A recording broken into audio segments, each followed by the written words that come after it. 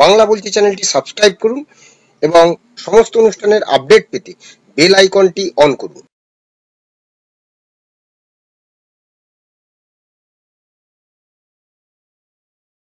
নমস্কার, বাংলা বলছি চ্যানেলে আপনাদের স্বাগত।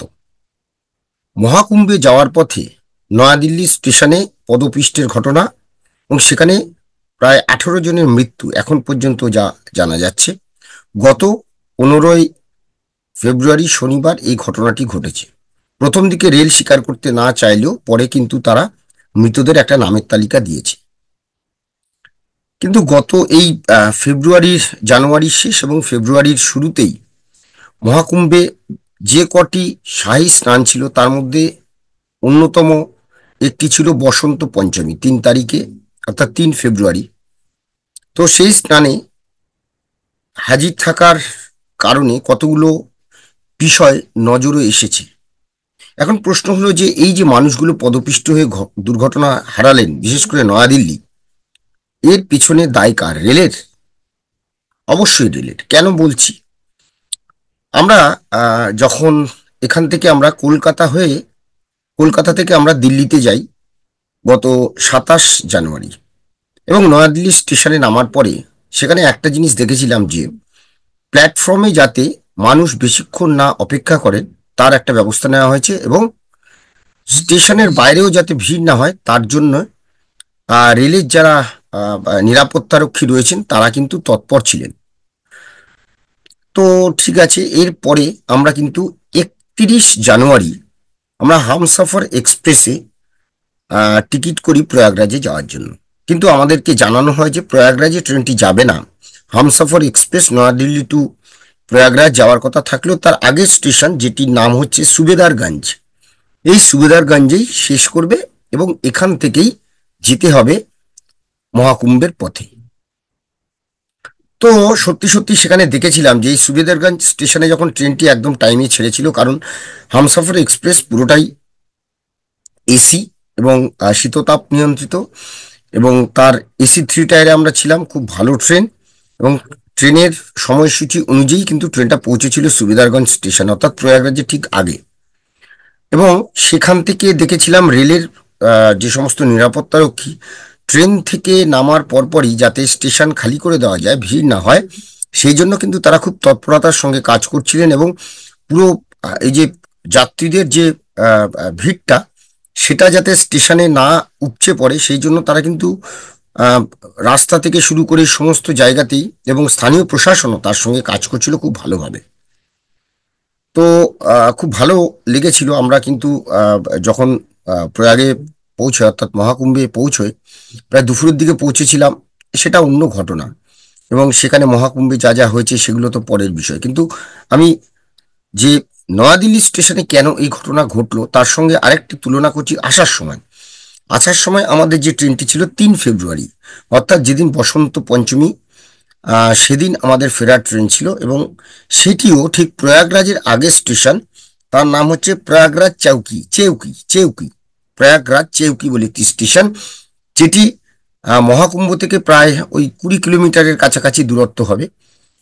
তো আমরা খুব কষ্ট করে, অর্থাৎ দুটো বাইক জোগাড় করে আমরা 4 জন ছিলাম, খুব ঝুঁকি নিয়ে বলা যায়।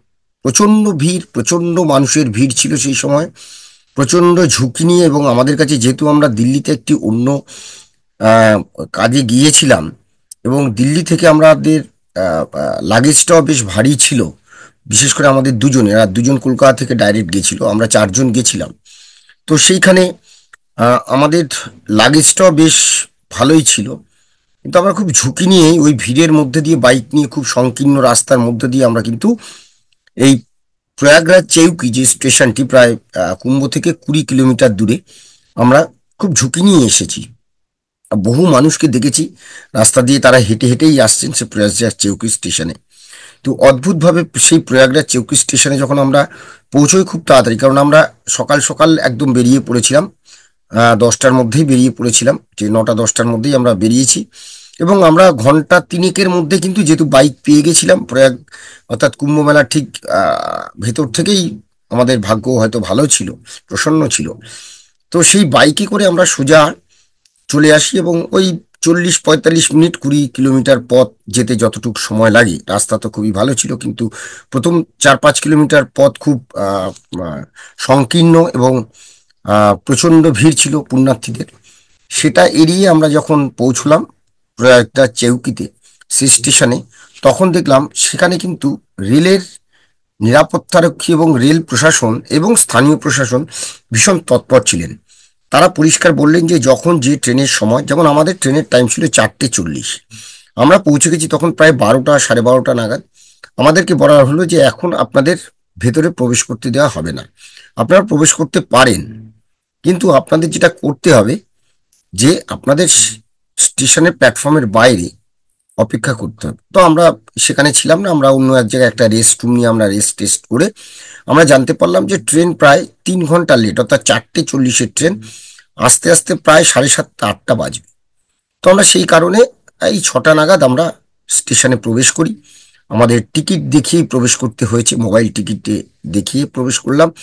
করার পরে অদ্ভুতভাবে দেখলাম খুব সুন্দর ব্যবস্থা রেলের তরফে, যে বাইরে, মানে ঠিক স্টেশনের বাইরে তারা কিন্তু আহ বিশাল বড় একটি আহ প্যান্ডেল করেছে, অর্থাৎ তাঁবু বলা যায়, বিরাট বড়।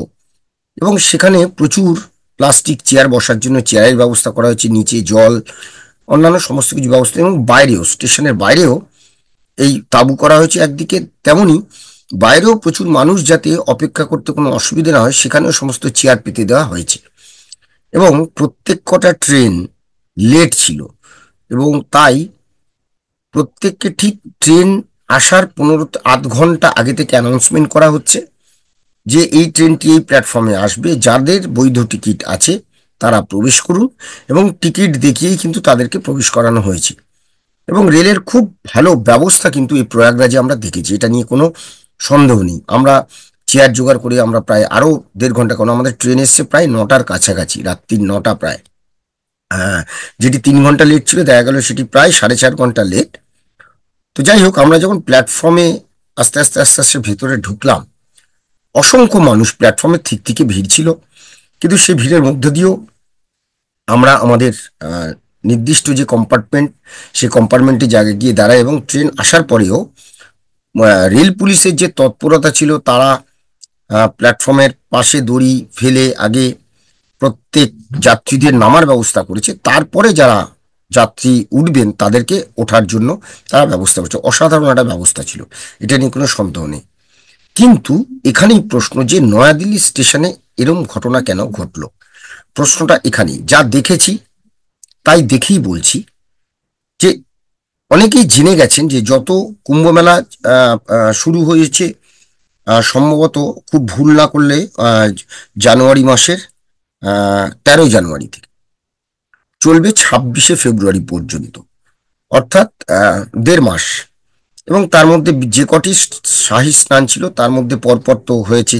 29-এ ছিল মৌনী অমাবস্যা, তারপরে 3 তারিখে ছিল আহ উম, আহ, বসন্ত পঞ্চমী, সেদিনও স্নান ছিল। মৌনী অমাবস্যা 29 জানুয়ারি, সেদিনও মহাকুম্ভে পদপিষ্টের ঘটনা ঘটেছে, সেখানেও প্রায় 30 জনের মতো মৃত্যু হয়েছে।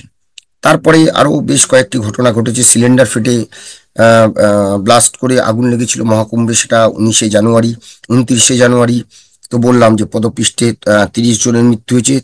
এবং 30 জানুয়ারি আবার একটা আগুনের ঘটনা ঘটেছিল, পুড়ে গেছিল প্রায় 15টি তাঁবু। 4 ফেব্রুয়ারি যেদিন আমরা ফিরে এসেছি তার পরের দিন একটা হট এয়ার বেলুন ফেটে দুর্ঘটনা ঘটেছিল, এবং 7 ফেব্রুয়ারি ফের আগুনের ঘটনা ঘটেছিল।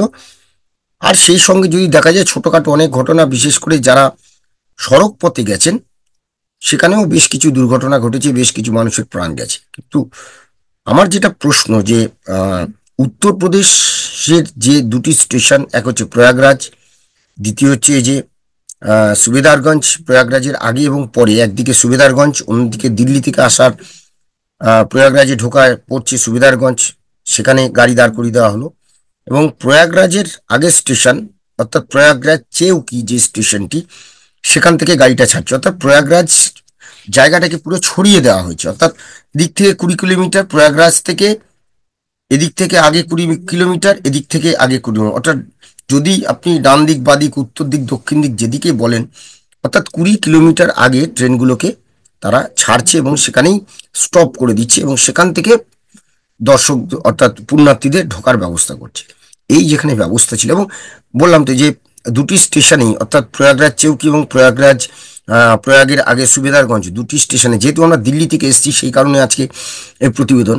নয়াদিল্লি স্টেশনে আমরা যেটা দেখেছি, খুব খারাপ অভিজ্ঞতা। আমাদের ট্রেন ছিল হামসাফার এক্সপ্রেস রাত্রি 10:30টায়। তো 10:30টায় আমরা একটু দেরিতে এসেছি, যেহেতু আমরা একদম নয়াদিল্লি স্টেশনের গায়েই ছিলাম। অর্থাৎ 5 মিনিট 7 মিনিট লাগবে স্টেশন থেকে আমাদের হোটেলের দূরত্ব দেখাই যায়, বেরোলেই স্টেশন চত্বর দেখা যায়। তো আমরা সেই অনুযায়ী 9:45 নাগাদ বেরোই এবং এসে তারপরে ঢুকতে ঢুকতে কিন্তু অসাধারণভাবে যে কোনো নিরাপত্তারক্ষী বা কাউকে আমরা কিন্তু সেভাবে সেখানে পাইনি। যখন জিজ্ঞেস করছি যে 9 নম্বর প্ল্যাটফর্মে আমাদের গাড়ি ছিল, যে 9 নম্বর নয়াদিল্লি স্টেশনটি বেশ বড়, আর অনেকগুলি স্টেশন, প্রায় 18টি না কটি, মানে আমাদের হাওড়া কাছে তো। সেখানে তো একটা কোথাও ব্যবস্থা থাকবে যে কোথায় আহ, যাবে, কোন যাত্রী কোথায় যাবে, বা তার দিক নির্দেশিকা থাকবে সমস্ত জায়গায়। সেটা কিন্তু আমরা দেখতে পাইনি। এবং আহ, আমরা একটা লিফট পেয়েছি, সেই লিফট দিয়ে যেহেতু আমাদেরকে প্রচুর লাগেজ ছিল, উঠে গেছি। উঠে গিয়ে দেখলাম যে একটি প্ল্যাটফর্ম পড়ছে, সেই প্ল্যাটফর্ম থেকে একটা গাড়ি ঢুকেছে, বলছে না এটি তো না। তো যাই হোক, কাকে জিজ্ঞেস করব কি করব, এদিক ওদিক করতে করতে প্রায় তখন 10:15। আমরা ছুটোছুটি করতে করতে হঠাৎ নজরে পড়লো যে ডান দিকে একটি প্যাসেজ গেছে, সেখানে বেশ কিছু লোক যাচ্ছে প্যাসেঞ্জার। তো আমরা আবার সেখানে দৌড়ে গেলাম, গিয়ে তারপরে আমরা দেখতে পেলাম যে এটি 9 নম্বর প্ল্যাটফর্মের দিকে যাচ্ছে। তারপরে আমরা যথারীতি 9 নম্বর প্ল্যাটফর্মে গিয়ে যখন আমরা ট্রেনে উঠি প্রায় 10টা 25, তার 5 মিনিটের মধ্যে ট্রেনটি ছেড়ে দেয়। তো প্রশ্নটা এখানেই, যে যে প্রয়াগরাজ উত্তরপ্রদেশে যোগী সরকারের বিরুদ্ধে আঙুল উঠছে, দেখুন এখন পর্যন্ত প্রায় 45 কোটিরও বেশি মানুষ কিন্তু পুণ্যার্থী স্নান করেছেন। আমাদের দেশে ভোটার 90 কোটি, বৈধ ভোটার। সেখানে 45 কোটি মানুষ ইতিমধ্যে স্নান সেরে ফেলেছেন। আমাদের দেশের জনসংখ্যা 1,40,00,000-এর কাছাকাছি এখন। তাহলে যদি দেখা যায় যে 45, 45, 90, মানে তাহলে কিন্তু প্রায় 1/3 মানুষ পুণ্যার্থী কিন্তু প্রয়াগরাজে গেছেন, স্নান করেছেন। এত মানুষের ভিড় ঠেকানোর জন্য যে নির্দিষ্ট পরিকল্পনা সেটা রয়েছে, তার মধ্যেও দুর্ঘটনা ঘটেছে, এটা অস্বীকার করার জায়গা নেই। এবং তাতে শুধুমাত্র সরকার বা প্রশাসনকে দোষ দিয়ে তো লাভ নেই, সেখানে কিন্তু যারা পুণ্যার্থী তাদেরও কিছু আহ, দোষ নিশ্চয়ই রয়েছে। নাহলে এরকম, কারণ সকলে সতর্কতার সঙ্গে থাকেন না, অসতর্ক হয়ে এই যে গ্যাস সিলিন্ডার থেকে শুরু করে যা যা ঘটনা ঘটেছে সেগুলো তো প্রশাসন বলে দেয়নি। তো সেখানে রান্না করতেই হবে, সেখানে তো আগুন জ্বেলে রান্না করার ব্যবস্থা করা হয়নি। তো এইখানটাতেই প্রশ্ন যে কিছু দুর্ঘটনা ঘটেছে, দুর্ঘটনা কাউকে বলে আসে না। তো নয়াদিল্লি স্টেশনে যে ঘটনাটি ঘটেছে, এইটা কিন্তু সত্যি সত্যি এই রেলের কিন্তু একটা বিরাট গাফিলতি।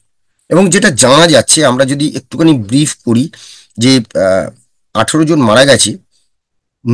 নতুন দিল্লি যে দুটি ট্রেন, একটা হচ্ছে প্রয়াগরাজ, এই যে প্রয়াগরাজ, যেমন আমাদের প্রয়াগরাজ চেউকি, আমাদের ট্রেনটি ছিল হামসফর এক্সপ্রেস। এটি যাবে সুবেদারগঞ্জ পর্যন্ত, কিন্তু এটি যাওয়ার কথা প্রয়াগরাজ পর্যন্ত। তাহলে এই যে নিউ দিল্লি প্রয়াগরাজ এক্সপ্রেস আসছে, এই কথাটা একদিকে যখন বলছে, আবার অন্যদিকে আরো একটি ট্রেন সেটিও প্রয়াগরাজ থেকে আসছে। অর্থাৎ এই দুটোর ঘোষণায় কিন্তু রেলের একটা বড় গাফিলতি ছিল।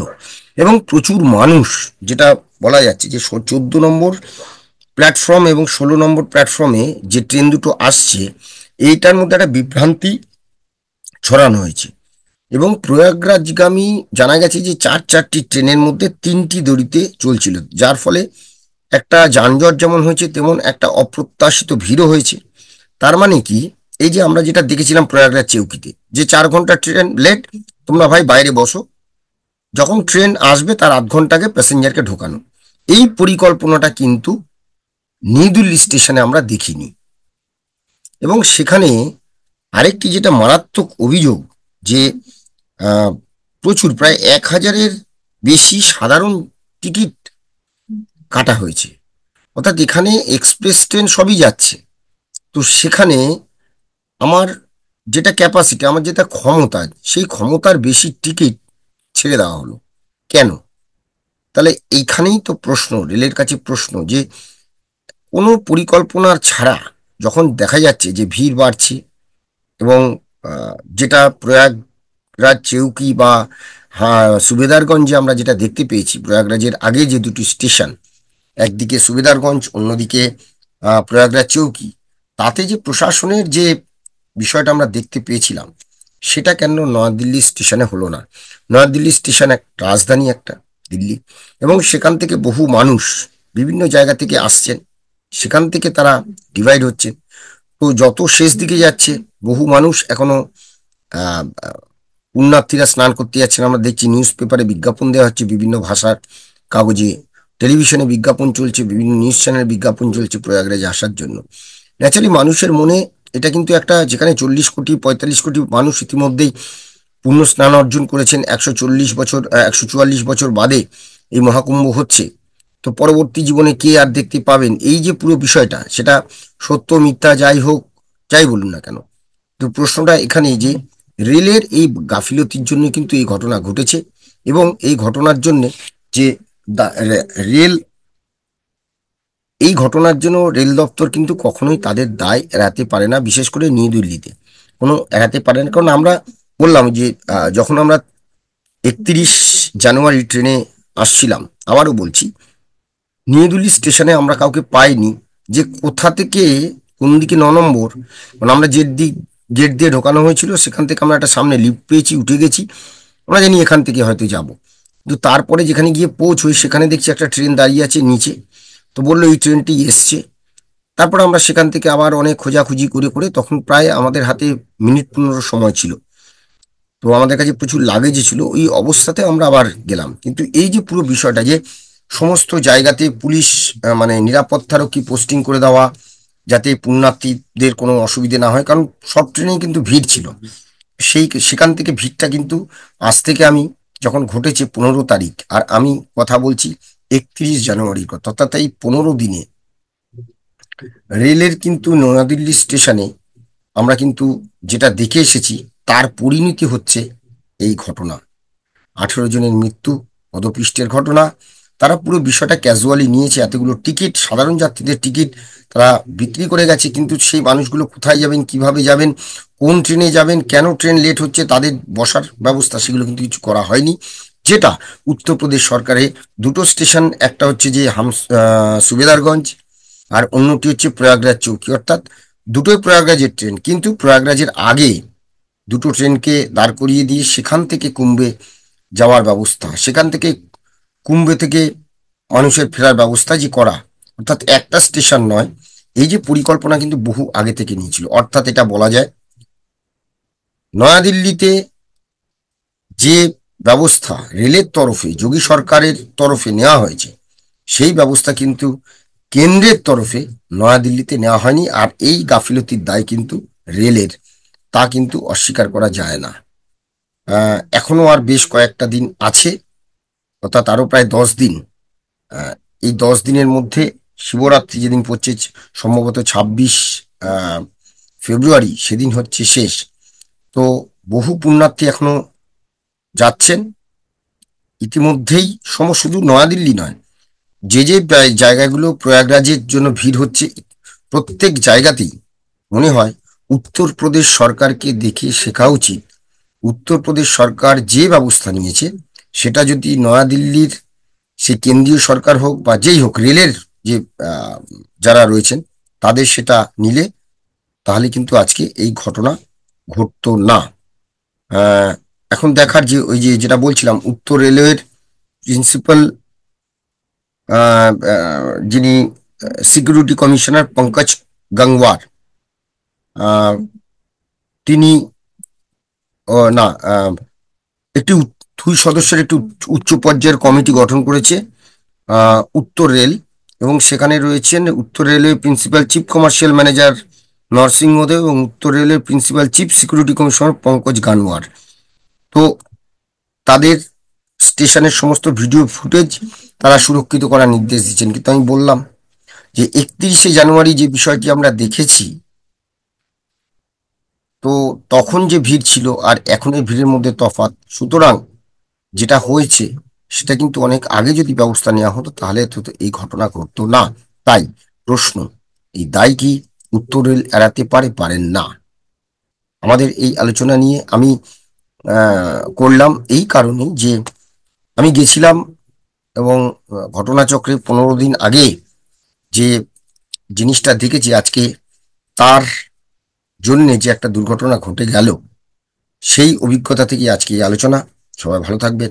নমস্কার।